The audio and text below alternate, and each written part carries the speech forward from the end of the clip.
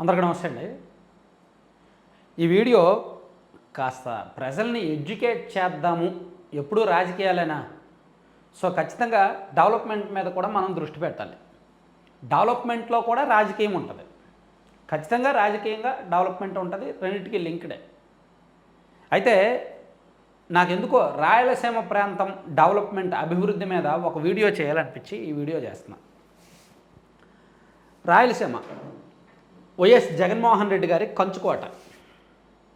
YS Jaganmohan Reddy గారు చిటికేస్తే బీభత్సమైన జనం వస్తారు.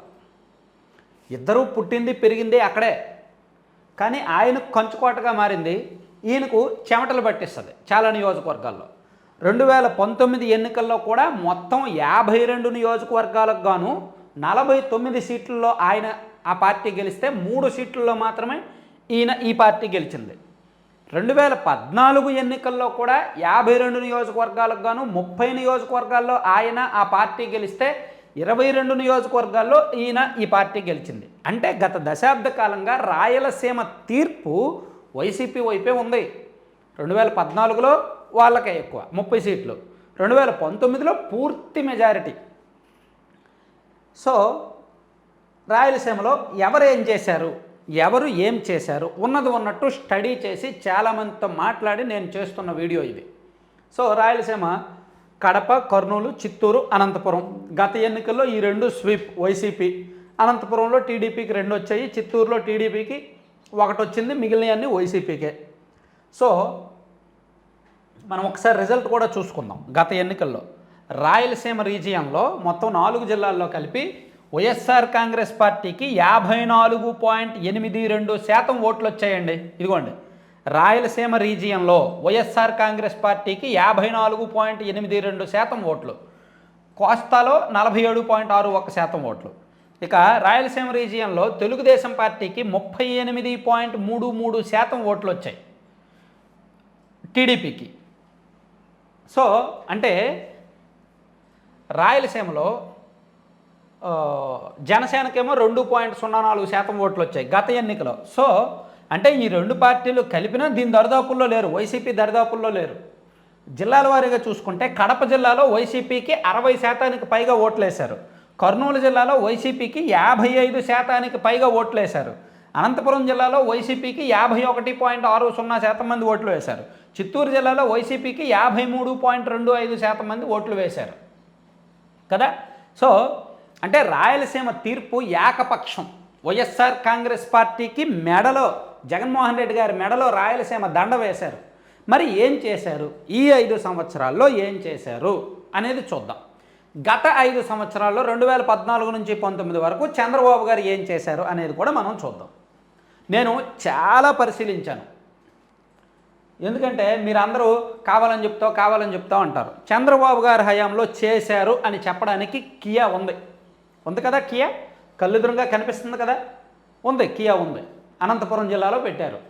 సో ఆ కియా ఎవరు కూడా అబద్ధం, ఫేక్ అని చెప్పలేరు. అక్కడికి వెళ్తే ఖచ్చితంగా కనిపిస్తుంది. వేలాది మందికి ఉద్యోగాలు ఇచ్చారు. అలాగే సెల్కాన్, తిరుపతిలో Celkon mobile phones manufacturing unit కూడా ఉంది, అది కూడా అందరికీ తెలుసు. సో వైసీపీ హయాంలో ఏమీ చేయలేదా అని అనుకోవద్దు. వైసీపీ హయాంలో నేను మొత్తం వెతికితే దొరికింది. సెంచరీ ప్యానల్స్ అనే పరిశ్రమ కడప జిల్లాలో వచ్చింది.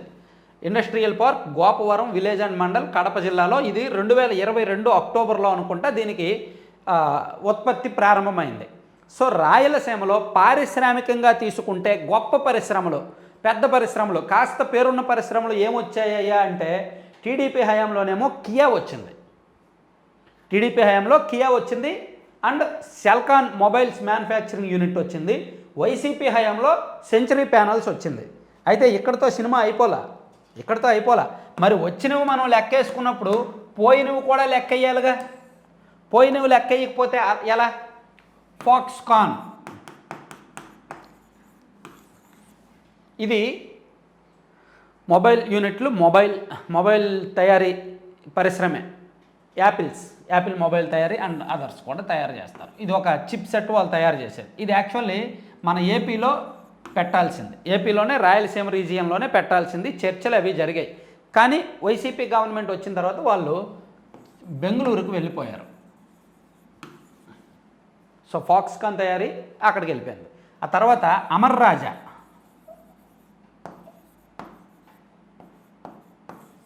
అమర్ రాజా ఇది కేవలం గల్లా జయదేవ్ గారి కంపెనీ అవ్వడమే ఆ కంపెనీ చేసిన పాపం. ఈ ఫ్యాక్టరీ కూడా చిత్తూరు జిల్లాలో విస్తరించాల్సింది కాస్త 9,500 కోట్లతో తెలంగాణలో విస్తరించారు. సో జగన్మోహన్ రెడ్డి గారు వచ్చిన తర్వాత ఈ పరిశ్రమ వచ్చింది, కానీ పోయినవి గొప్ప పరిశ్రమలు, మంచి పరిశ్రమలు 2 ఉన్నాయి. ఇంకా పోయినవి వేరే ఉండొచ్చు కాక వేరే విషయం. మరి నేను ఇప్పుడు నిజమే చెప్తున్నా, జరిగినవే చెప్తున్నా, ఎక్కడా కూడా అభూత కల్పనలు లేదా జరగనివి ఓవర్గా హైప్ చేయడాలు లేవు. ఆలోచించండి, మీకు మీరే ఆలోచించండి. సో సెంచరీ ప్యానల్స్ అనేది వచ్చింది, కానీ పోయినవేమో అమర్ రాజా ఉంది ప్లస్ ఫాక్స్కాన్ ఉంది. టీడీపీ హయాంలో పోయిన కంపెనీలు ఏమైనా ఉన్నాయా? ఉంటే కామెంట్ చేయండి. 2014 నుంచి 19 వరకు చంద్రబాబు గారు అధికారంలో ఉండగా ఇదిగో పలానా పరిశ్రమ రాయలసీమ నుంచి వెళ్ళిపోయింది, పలానా పరిశ్రమ రాయలసీమ నుంచి వెళ్ళిపోయింది అని ఏమైనా ఉంటే కామెంట్ చేయండి, నేను తెలుసుకుంటే రీసెర్చ్ చేస్తాను. సో నాకు తెలిసి పారిశ్రామికంగా ఇది. సో ఇప్పుడు నీటి వనరుల జోలికి వెళ్దాం. సాగునీటి వనరులు కూడా కీలకం.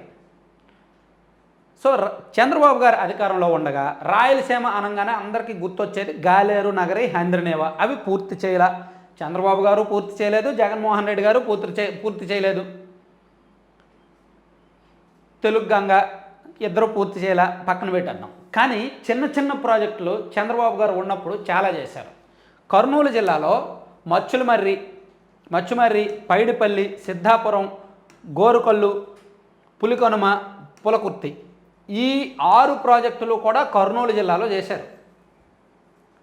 కర్నూలు జిల్లాలో ఈ 6 సాగునీటి ప్రాజెక్టులు కూడా పూర్తయ్యాయి. ఇవన్నీ కూడా చిన్న చిన్న ఆయకట్టులు, ఏదో లక్షలాది ఎకరాల ఆయకట్టులు కాదు. విత్ ఇన్ ద 2-3 కాన్స్టిట్యున్సీస్, అంటే 2-3 నియోజకవర్గాల ప్రభావం ఉండే సాగునీటి ప్రాజెక్టులు పూర్తి చేశారు. ఇక కడప జిల్లాలో గండికోట పూర్తి చేశారు. తర్వాత అనంతపురం జిల్లాలో మడకచ్చర, గొల్లపల్లి ప్రాజెక్టు పూర్తి చేశారు. అలాగే మారాల, చెర్లోపల్లి అనే ప్రాజెక్టు. ఇలా 1, 6, 10 ప్రాజెక్టులు, 10 సాగునీటి ప్రాజెక్టులు చిన్నవో పెద్దవో పూర్తి చేశారు చంద్రబాబు గారు అధికారంలో ఉండగా. మళ్ళీ వైసీపీ అధికారంలోకి వచ్చాక ఏం చేశారు? ఏమైనా పూర్తి చేశారా? నిన్న ఒక 10 రోజుల కిందట కుప్పంలో నీళ్లు వదిలేరు. కుప్పంలో హంద్రనేవా కాలువ నుంచి కుప్పంకి నీళ్ళు వచ్చి కుప్పానికి నీళ్ళు వదిలేరు. అయితే అది శాశ్వతం కాదు అని తెలిసిపోయింది. ఇక బ్రహ్మం సాగర్ అనే ఒకటి ఉంది. బ్రహ్మం సాగర్ సగం పనులు పూర్తి చేశారు, అంటే సగం పెండింగ్లో ఉంటే అవి చేశారు. ఇక గండికోట, చిత్రావతి పునరావాసం పూర్తి చేశారు. పునరావాస ప్యాకేజీ ఇచ్చారు వైసీపీ వచ్చాక. ఇక కొప్పర్తి విషయంలో మరి లేదు, క్లారిటీ లేదు. కొప్పర్తి పనులు ఎక్కడి వరకు అవుతున్నాయో కూడా అధికారులు చెప్పలేకపోతున్నారు. అక్కడ అవుతున్నాయా లేదా, జరుగుతున్నాయా లేదా, వర్క్స్ ఏది చెప్పట్లేదు, స్టేటస్ లేదు. మరి కొప్పర్తి అనేది ఏం జరుగుతుందో అక్కడ ఉన్న వాళ్ళకే తెలియాలి. సో వైసీపీ వచ్చిన తర్వాత బ్రహ్మం సాగర్ సగం చేశారు, గండికోట, చిత్రావతి పునరావాసం పూర్తి చేసి కొంతవరకు ఓకే. కొప్పర్తి అనేది స్టేటస్ లేదు. సో ఇది ఇరిగేషన్ ప్రాజెక్టుల విషయంలో టీడీపీ అధికారంలో ఉన్నప్పుడు 2014 నుంచి 19 వరకు వైసీపీ అధికారంలో ఉన్నప్పుడు. ఇక ఇంకో విషయం, నేను అత్యంత కీలకమైన విషయం చెప్పాలి. ఇరిగేషన్ సబ్జెక్ట్ వచ్చింది కాబట్టి చెప్తున్నాను. కడప, కర్నూలు, అనంతపురం ప్రాంతాల్లో రైతులని ఒకసారి వెళ్ళి అడగండి వీలైతే. టీడీపీ అధికారంలో ఉన్నప్పుడు విపరీతమైన కరువు వచ్చింది. 2014 నుంచి 2019 వరకు కూడా యావరేజ్గా ఒక 35% లోటు వర్షపాతం నమోదైంది. 35% లోటు వర్షపాతం నమోదైతే చంద్రబాబు గారు ఏం చేశారు? ఎవరు వినలేని కాన్సెప్ట్ని తీసుకొచ్చారు అప్పట్లో. 2014 నుంచి 19 వరకు ఎవరికి తెలియని కాన్సెప్ట్ రెయిన్ గన్స్ అని ఎవరైనా విన్నారా? అనంతపురం జిల్లాలో రెయిన్ గన్స్ వాడారు. రైతులకి సాగునీటి కోసం వాళ్ళేమో ఉద్యాన పంటలు వేస్తున్నారు, సో అది ఎండిపోతుంది. సో వాళ్ళకి సాగునీరు ఇవ్వాలని రెయిన్ గన్స్ 2015 నుంచి 2019 వరకు రైతులు విపరీతంగా వాడారు అనంతపురం జిల్లాలో. అలాగే డ్రిప్ ఇరిగేషన్, అంటే దీన్ని తెలుగులో సూక్ష్మ సేద్యం అంటారు. సో డ్రిప్ ఇరిగేషను ఈ రెండు కూడా కేంద్ర నిధులతోనే, ఈ రెండు కూడా సెంట్రల్ గవర్నమెంట్ ఫండ్స్తోనే టీడీపీ గవర్నమెంట్ ఉన్నప్పుడు వాడారు. నేను కూడా ఎన్నో పొలాలకు తిరిగాను. నేను కూడా ప్రకాశం, నెల్లూరు, కర్నూలు జిల్లాల్లో ఆ పశ్చిమ ప్రాంతాల్లో రైతుల దగ్గరకు వెళ్ళి డ్రిప్ ఇరిగేషన్ చూసేవాడిని, డ్రిప్ ఇరిగేషన్ యూనిట్లు అయి చూసేవాడిని. సో డ్రిప్ ఇరిగేషను టీడీపీ హయాంలో బాగా ఉంది. ఎందుకంటే వర్షాలు పడట్లేదు కాబట్టి రైతులకు ఏదో విధంగా నీళ్ళు ఇవ్వాలి కాబట్టి వాళ్ళు బోర్లు వేస్తే చాలు. బోర్లు వేసుకుంటే ఆ డ్రిప్ ఇరిగేషన్ సిస్టమ్కి సెంట్రల్ గవర్నమెంట్ 45% సబ్సిడీ ఇస్తుంది, స్టేట్ గవర్నమెంట్ 45% సబ్సిడీ ఇస్తుంది. రైతులు ఒక 10%, అంటే 100 రూపాయల్లో రైతులు 10 రూపాయలు పెట్టుకుంటే రాష్ట్ర ప్రభుత్వం 45 రూపాయలు, కేంద్ర ప్రభుత్వం 45 రూపాయలు ఇస్తుంది. జగన్మోహన్ రెడ్డి గారు సొంత నియోజకవర్గం పులివెందులలో కూడా దాదాపుగా ఒక 10,000 మంది రైతులు ఉన్నారు. టీడీపీ గవర్నమెంట్ ఉన్నప్పుడు ఇవి పెట్టుకున్న రైతులు, అరటి రైతులు, డ్రిప్ ఇరిగేషన్ వాడిన రైతులు. వైసీపీ ప్రభుత్వం వచ్చాక డ్రిప్ ఇరిగేషన్ ఎత్తేసారు. మొదటి 3 సంవత్సరాలు ఎత్తేసారు. 2019, 2020, 2021 ఎత్తేసి 2022 జూలైలో మళ్ళీ తీసుకొచ్చారు. అది కూడా ఎందుకు తీసుకొచ్చారు? ఆ సీఎం జగన్మోహన్ రెడ్డి గారి సొంత నియోజకవర్గంలో అరటి రైతులు వెళ్ళి సీఎం గారిని కలిసి, సార్ గతంలో మనం ఇలా వాడాము, డ్రిప్ ఇరిగేషన్ ఉండేది, ఇప్పుడు మనం వచ్చాక, మన గవర్నమెంట్ వచ్చాక డ్రిప్ ఇరిగేషన్ ఎత్తేసారు. సో దానివలన అరటి మన ప్రాంతంలో వేసే సేద్యానికి నీళ్ళు అందట్లేదు. సో డ్రిప్ ఇరిగేషన్ తీసుకురండి సార్, దానివల్ల మనకేమో డబ్బులు అవ్వవు, కేంద్ర ప్రభుత్వమే ఇస్తుంది అని చెప్తే అప్పుడు 2022లో తీసుకొచ్చారు. కానీ లబ్ధిదారుల సంఖ్య బాగా తగ్గిపోయింది. సో దీని మీద నేను అన్ని స్టడీ చేసే మాట్లాడుతున్నా. తెలియని వాళ్ళు ఎవరైనా రెయిన్ గన్స్ ఇన్ అనంతపురం అని గూగుల్లో కొట్టండి, ఎప్పుడు వాడేవాళ్ళు ఏంటనేది వస్తుంది.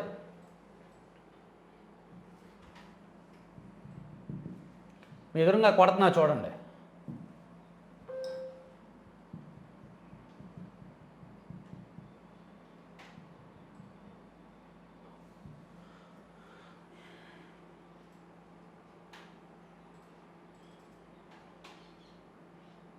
Government uses rain guns in Anantapur again.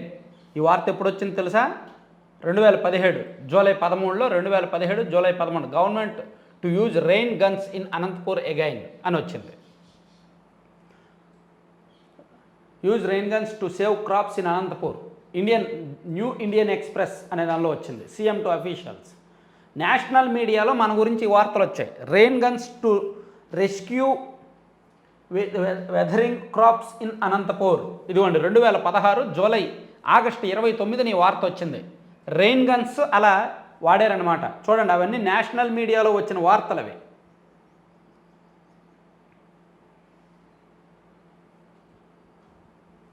National మీడియాలో వచ్చిన వార్తలు రెయిన్ గన్స్ ఏ విధంగా వాడారో అని. అంటే ఇరిగేషన్ సిస్టమ్ని ఎవరు బతికించారు? రాయలసీమలో డెవలప్మెంట్ని ఎవరు బతికించారో చూసాం. అంటే ప్రాజెక్టులు, పరిశ్రమల్ని ఎవరి హయాంలో ఎన్నొచ్చాయో చూసాం. అలాగే ఇరిగేషన్ విషయంలో ఎవరి హయాంలో ఎన్నొచ్చాయో చూసాం. ఇప్పుడు మనం మరి నెక్స్ట్ అంశానికి కూడా వెళ్దాం. ఇన్ఫ్రాస్ట్రక్చర్ లేదా విద్యా సంస్థలు. విద్యా సంస్థలు టీడీపీ హయాంలో, విద్యా సంస్థలు అనే కాదు రకరకాల సంస్థలు. ఐఐటి తిరుపతి వచ్చింది, టీడీపీ హయాంలోనే వచ్చింది. ఇదిగో నేను గూగుల్లో, మీ ఎదురుగానే గూగుల్లో కొడుతున్నా. ఐఐటి తిరుపతి ఎప్పుడు వచ్చింది అనేది కూడా చూద్దాం.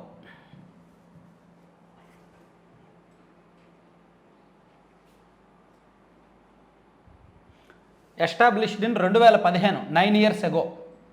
ఇదిగోండి, Indian Institute of technology Tirupati is an autonomous engineering and technology education institute located in Tirupati, Andhra Pradesh. Initially mentored by IIT Madras, now IIT Tirupati is fastest growing third generation IIT. Is located in Erpedu, Tirupati. It has a size of 539 acres, including a proposed research park. The foundation stone for IIT Tirupati was laid by Union Minister Smriti Irani and the Union Minister, former Vice President of India Venkaiah Naidu, and the Chief Minister of Andhra Pradesh Chandrababu Naidu. చూడండి, చాలా క్లియర్గా. ఇదేమి కమ్మ media, yellow media, ఈనాడు, ఆంధ్రజ్యోతి కాదు. IIT Tirupati ఎప్పుడు వచ్చింది అని గూగుల్లో కొడితే ఇదిగోండి చూపించింది కదా ఎవరి హయాంలో వచ్చిందో. అలాగే IIESR అంటే ఎడ్యుకేషన్, సైన్స్ ఎడ్యుకేషన్ రీసెర్చ్ అనుకుంటా. ఇది నేను ఒకసారి తప్పు కొట్టుంటా, ఒక్క నిమిషం చూద్దాం దాని ఇదేంటో. IISER Indian Institute of Science education and Research. ఇది కూడా ఎప్పుడు వచ్చింది? 2015లోనే వచ్చింది. ఇది కూడా March 28, 2015 by Union Human Resources Minister Smriti Irani and CM Chandrababu Naidu. 2015లోనే ఇది కూడా వచ్చింది. Science education and research Tirupati. అలాగే ఇంకా ఏమొచ్చాయి? సెంట్రల్ యూనివర్సిటీ అనంతపురం, ఇది కూడా చంద్రబాబు నాయుడు గారు అధికారంలో ఉన్నప్పుడే తీసుకొచ్చారు. అలాగే త్రిబుల్ ఐటీ కర్నూలు కూడా చంద్రబాబు గారి అధికారంలో, అంటే 2014 నుంచి 2019 వరకు వచ్చినవి ఇవి. మరి 2019 తర్వాత ఏమొచ్చాయి, కేంద్ర సంస్థలు ఏమొచ్చాయి? తిరుపతి రియో వచ్చిందంటారేమో, తిరుపతిలో రియో ఉంది కదా అది వచ్చిందంటారేమో, కాదు, అది కూడా అంతకుముందే. సో ఏమైనా వచ్చాయా? వస్తే కామెంట్ చేయండి, నేను మళ్ళీ సెకండ్ వీడియో చేస్తాను. నాకు తెలిసి ఏమీ రాలేదు. ఇంత ప్రెస్టీజియస్ ఇన్స్టిట్యూషన్స్ ఏమీ కూడా రాలేదు 2019 తర్వాత. లేదు వచ్చాయి, నువ్వు టీడీపీ వాడు కాబట్టి నువ్వు అలా చెప్తావు, నీకేం తెలియదురా బాబు అని మీరు అంటే కింద కామెంట్ చేయండి. కామెంట్ చేసే ముందు రీసెర్చ్ చేసి కామెంట్ చేయండి. ఊరికే వైసీపీ రంగులు వేసుకొని కామెంట్ చేస్తే నేను దాన్ని గూగుల్లో సెర్చ్ చేస్తాను, ఎప్పుడు వచ్చింది, దాని హిస్టరీ ఏంటని, అప్పుడు దొరికిపోతారు. సో నాకు తెలిసి అయితే ఏమీ రాలా, ఇంత ప్రెస్టీజియస్ ఇన్స్టిట్యూషన్స్ ఏమీ రాలా 2019 తర్వాత. అంటే మీరు ఇక్కడ ఆలోచించాల్సింది, పరిశ్రమలు ఎవరి హయాంలో ఎక్కువ వచ్చాయి చూసాం, చెప్పుకున్నాం. అలాగే నీటి వనరులు, నీటి ప్రాజెక్టులు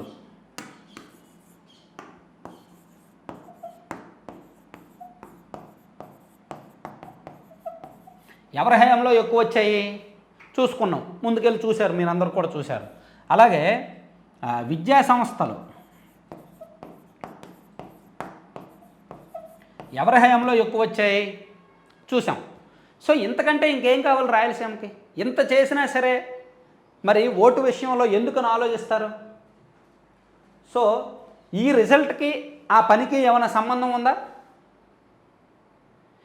ఈ రిజల్ట్కి నిజానికి 2014లో కూడా టీడీపీకి రాయలసీమలో తక్కువ ఓట్లు తక్కువ సీట్లే వచ్చాయి. చంద్రబాబు నాయుడు గారు రాయలసీమ అది అలిగారా? సో ఇదంతా నేను స్టడీ చేసి ఇలా చేసినందుకు నన్ను వైసీపీ వాళ్ళు తిడితే తిట్టొచ్చు, చంద్రబాబు మనిషినో, చంద్రబాబు ఏజెంట్నో, కమ్మ మీడియానో, ఎల్లో మీడియానో తిడితే తిట్టొచ్చు. తిట్లు కాయడానికి నేను రెడీ, డెవలప్ చేయడానికి మీరు రెడీ అయితే చెప్పండి. తిట్లు కాయడానికి నేను రెడీ, వైసీపీ వాళ్ళ చేత తిట్లు కాయడానికి నేను రెడీ, డెవలప్ చేయడానికి మీరు రెడీ అయితే చెప్పండి. పనులు చేశామో అని ప్రూవ్ చేయడానికి మీరు రెడీ అయితే చెప్పండి. నాకు కావాల్సింది డెవలప్మెంట్. జగన్మోహన్ రెడ్డి గారు 30 సంవత్సరాలు కాదు 40 సంవత్సరాల అధికారంలో ఉన్నా సరే డెవలప్మెంట్ చేయండి. నీటి వనరులు, పరిశ్రమలు, ఉపాధి అవకాశాలు, మహిళా సాధికారత, స్వయం ఉపాధి, ఇటువంటివన్నీ చేయండి. ఎందుకు మన కులాల మధ్య గొడవలు ఎందుకు, మతాల మధ్య గొడవలు ఎందుకు, ప్రాంతాల మధ్య విద్వేషాలు ఎందుకు? ఇవన్నీ కాదు కదా మనకు కావాల్సింది. మాయమాటలు, రియాలిటీ షోలు కాదు కదా. పూర్తవని ప్రాజెక్టుకి జాతికి అంకితం చేయడం కాదు కదా మనకు కావాల్సింది. మనకు కావాల్సింది మన కళ్ళెదురుగా డెవలప్మెంట్. అది ఉందా లేదా అనేది చూడండి. నన్ను వైసీపీ వాళ్ళు టార్గెట్ చేసే ముందు 1కి 10 సార్లు ఆలోచించమని నేను రిక్వెస్ట్ చేస్తున్నాను. రాష్ట్రంలో ఉన్న ప్రజలందరూ చూడండి ఈ ఓట్లకి. సో ఇప్పుడు ఆలోచించాలి, అసలు రాయలసీమలో ఓటు ఎటు? ఈ వీడియో మొత్తం చూసిన తర్వాత ఆలోచించండి. రాయలసీమ ప్రాంతంలో ఓటు ఎటు, ఎవరికి ఓటు వేయాలి, ఎందుకు వేయాలి? ఓటు అనేది చాలా విలువైనది. 5 సంవత్సరాలకు ఒక్కసారే వేస్తారు. ఏదో ఒక 2000 ఇస్తారనో, 5000 ఇస్తారనో, 10,000 ఇస్తారనో, లేదంటే మన కులపోడనో చూసేయడం కాదు. మన ప్రాంతానికి ఏం చేస్తున్నారు, మన ఊరికి ఏం చేస్తున్నారు, మన రైతుకి ఏం చేస్తున్నారు, మన యువకుడికి ఏం చేస్తున్నారు, మన పిల్లలకు ఉద్యోగాలు వచ్చాయా లేదా అది చూడాలి. ఎందుకండి కులాలు ఇంకా? సో రాయలసీమ ప్రాంతం వాసులకు నేను చేస్తున్న ముఖ్య విజ్ఞప్తి అయితే అది. ఆలోచించి ఓటు వేయండి. ఎవరికి వేసుకుంటారో మీ ఇష్టం. మీ ప్రాంతంకి ఎక్కడ ఏం జరిగిందనేది ఆలోచించి ఓటు వేయమని చెప్తున్నా. Thank you very much.